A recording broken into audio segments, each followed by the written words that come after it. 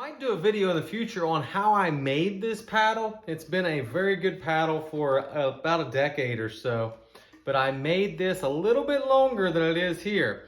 And what happened is this winter, I torture tested this paddle right here. So all I did was use this. I used Titebond 3.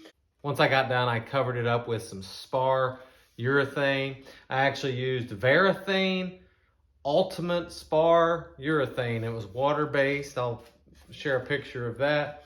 Not sponsored by any of these people, but hey, this worked pretty good. So this is what the paddle looked like after I fixed it back up. What happened this winter is I left this paddle out on the dock, and it blew in the lake, and I didn't know that I'd left it out there. I thought I'd put it up for the winter. So it blew in the lake, and it sat in the water of the lake all fall. So probably October, November, December, January, February, March. I started looking for it in late March, and I couldn't find it, and I found it floating in some cattails. And so what had happened is these two joints right here had started to crack a little bit and separate. Those are glue joints. They're still really smooth, but those had started to separate. So that's why I said I torture tested it. The back side doesn't look quite as bad, but this side looks really bad. And you can kind of see where it's still starting to crack right there. So what I did was that used to be there, and I just cut that off where the cracks had ended.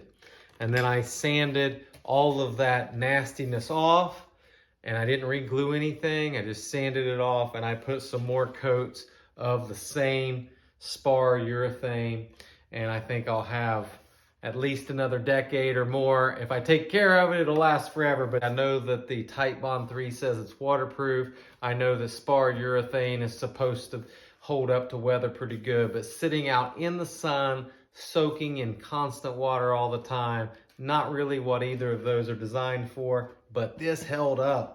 It's held up very nice. So if you want to see me do a video on making a paddle like this, comment and let me know, and I'd be glad to make another one, maybe a little bit different style this time.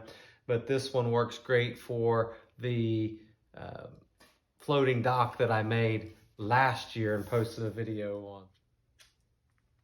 And here's just a video of it after I sanded it. I actually didn't decide to do a video until after I completed the sanding, so I apologize for that. But that's what the whole paddle looked like. What the end here looks like is what the whole thing looked like before I sanded it.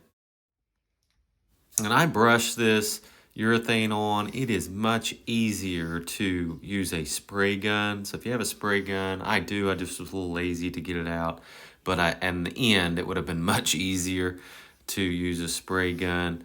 This turns out it allows you to put thicker coats on, but it's much easier to do several thin coats with a spray gun. And here's the paddle after I got done. Looks sharp out there. Here I am using the paddle. And it is a nice little fun project. So if you've got a boat, if you're into water sports, I recommend making one of these.